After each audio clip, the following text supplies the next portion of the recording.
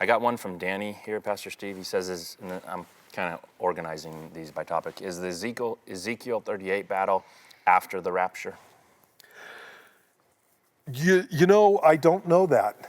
I don't know that. Can you just tell us what is the Ezekiel 38 battle in a nutshell? Right. Ezekiel 38 battle is a battle that takes place when a coalition of nations decides to come down and attack Israel to take away a spoil, is what the book of Ezekiel says. They see goods that Israel has that they want. And it's during a time when Israel is dwelling securely and when they have wealth.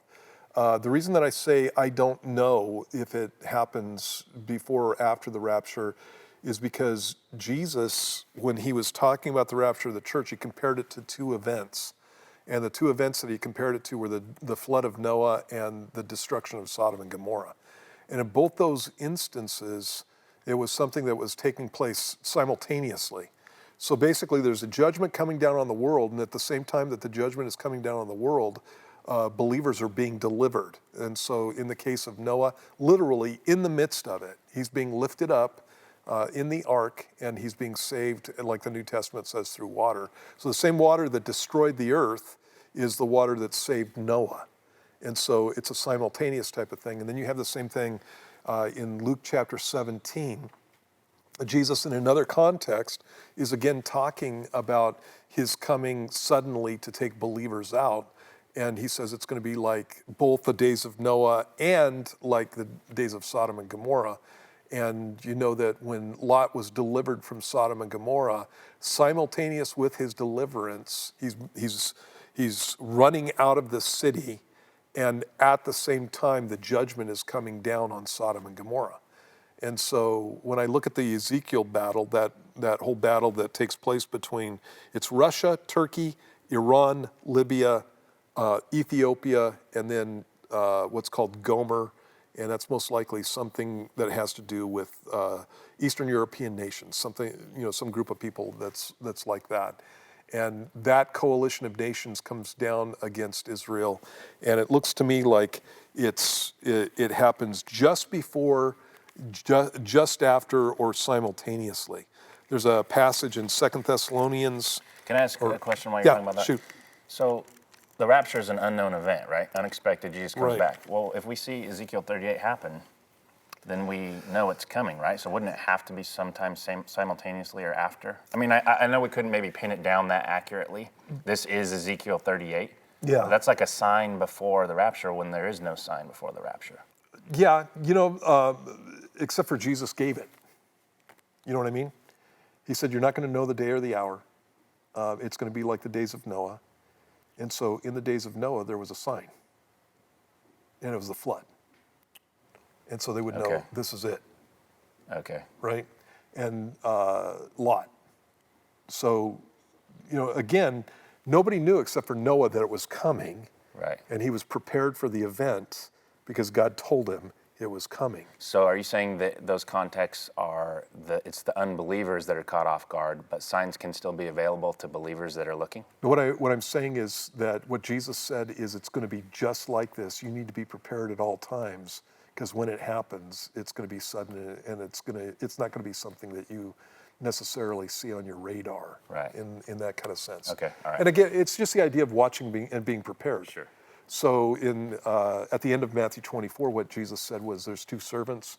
One servant was faithful and he expected his master's coming. The other one decided that the Lord was delaying his coming, and so he began to eat and drink with the drunkards and beat his fellow servants. And that servant is who it came on unexpectedly. Right. And so the idea behind that is to be expectant at all times. So again, when I look at the Ezekiel stuff, I think it's really interesting that we're living in a time where Israel is flanked on its northern border by Turkey and Iran and Russia right now. There's those armies on their northern border in Syria fighting battles. And so with a natural resource they never had before that both those countries want. Right, exactly. And the point that Matt makes is just a really good one because it's recent. It wasn't until like 2012 or so that Israel had access to huge amounts of natural gas. And before that point, the only natural resources the only wealth that Israel really had was technology and flowers and fruit, and that was it. And now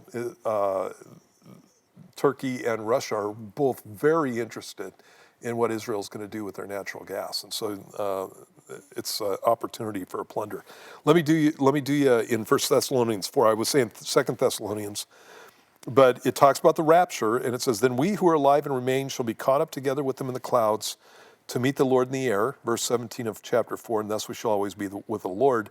Therefore comfort one another with these words. But concerning the times and the seasons, brethren, you have no need that I should write to you. For you yourselves know perfectly that the day of the Lord so comes as a thief in the night.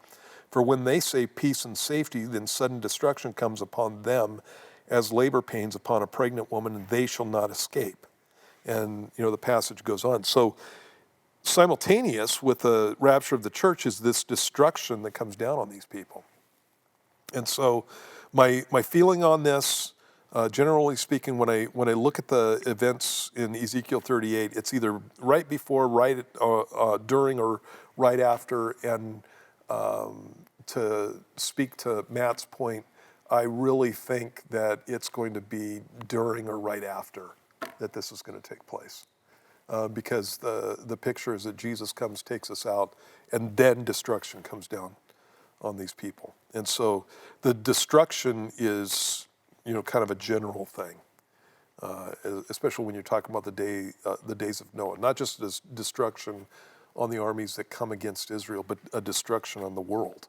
So like I said before, Revelation says a quarter of the earth dies in that. So.